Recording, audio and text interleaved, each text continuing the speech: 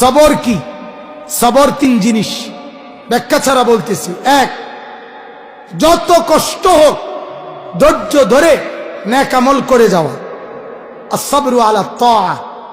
দুই, যত কষ্টই হোক ধৈর্য ধরে গুনাহ থেকে বেঁচে থাকা। বেডি যত সুন্দর হোক, আমি চাইতাম না, কথা বলেন নাকি?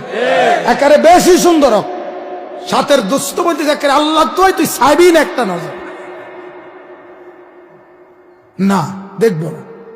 এই যত কষ্ট হোক গুনাহ না করে।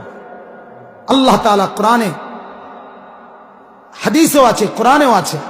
হাদিসে নবীজি বলেন, হাদিসে কুদসিতে আছে, আল্লাহ তাআলা বলছে, মান তারাকাহা মাখাফাতি আবদালতুহু ঈমানান ইয়াজিদু হালাওয়াতাহু ফি কলবি। আল্লাহ তাআলা বলে, আমার যে বান্দা আমার ভয়ে ভিন নারী থেকে চোখ নামায়া ফেলে, আমি আল্লাহ ওয়াদা দিলাম তার দিলের মধ্যে ঈমান আমি বসায় দেব। ইয়াজিদু হালাওয়াতাহু ফি কলবি, ঈমানের স্বাদ সে নিজে পেতে থাকবে। যেই যুবক যৌবনকালে বন্ধুদের পাল্লায় না পড়ে সেজদা আর বন্দিগি ইবাদতের মধ্যে লেগে থাকে, নাফরমানির থেকে বেঁচে থাকে, জমিনে যুবক সেজদা দেয় মাটিতে, আরশে আজিম থেকে আল্লাহ ডাক দিয়ে বলে, ও যুবক, আমি ওয়াদা দিলাম হাসরের দিন আমার আরশে তোকে আমি পাশে রাখবো। শাবুন নাশাআ ফি ইবাদাতি।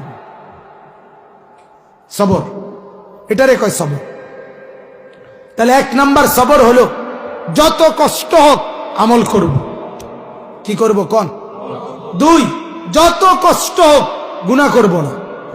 তিন, যত মুসিবত আসুক ধৈর্য ধরব, আল্লাহর ফয়সালার উপরে রাজি থাকব।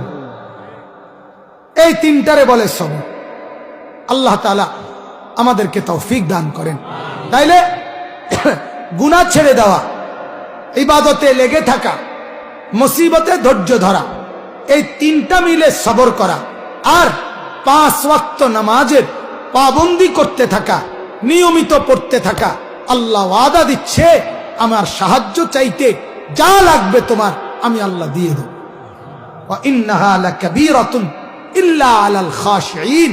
আল্লাহ তাআলা বলেন, তবে শোনো বান্দা, এই সবর এবং নামাজ সবসময় নিজের জীবনে আমল করা এটা কঠিন কঠিন কঠিন। এমনে আল্লাহর কাছে চায়, কিন্তু যদি কয় যে আপনার কত রোজু করে আইয়া 2 রাকাত নামাজ পড়ে কর না, না হুজুর মনে কিছু নিয়েন না, একটু অসুবিধা আছে। কি সমস্যা? ফ্যান বালানা, ফ্যান বালানা, লুঙ্গি বালানা।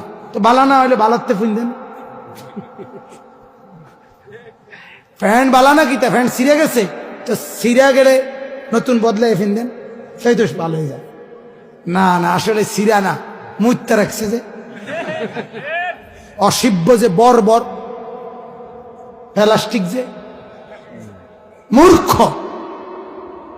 ন্যূনতম রুচি, একেবারে সামান্য রুচি যার আছে, সে প্রস্রাব করে পানি না নিয়ে, টয়লেট পেপার ঢিলা কুলুক না নিয়ে থাকতে পারে না। আদনা সামান্য রুচি যার আছে, সামান্য। এই জন্য আমার পরিষ্কার ফতুয়া, যে প্রস্রাব করে পানি নেয় না, ওই বেটার ন্যূনতম রুচি, সামান্যতম মনুষ্যত্ব, ভদ্রতা তার ভিতরে নাই। কারণ কি? কারণ 2 বছরের বাচ্চা, 1 বছরের বাচ্চাও, 6 মাসের বাচ্চাও, কোলের বাচ্চা পেশাব করে দিলে চিৎকার শুরু করে, মাকে ডাকে, মা এই পেশাবওয়ালা হাফ প্যান্ট আর কিনতাম না, এটা বদলাও।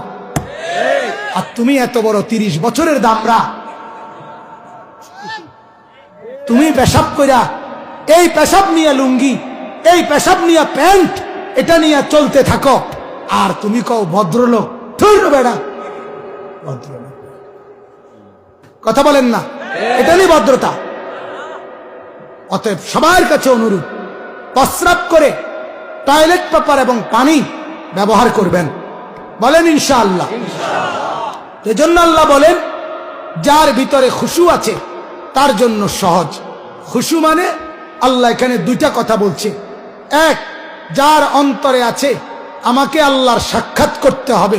দুই, যার অন্তরে আছে আমাকে কবরে ফিরে যেতে হবে। আল্লাহ বলেন তার জন্য সবর করাও সহজ, নামাজ পড়াও সহজ। দিলে আছে আমি আল্লাহর সামনে যেতে হবে, দিলে আছে আমাকে কবরে যেতে হবে, তাইলে সেজদা করাও সহজ, গুনাহ ছাড়াও সহজ। আল্লাহ তাআলা আমাদেরকে তৌফিক দান করেন।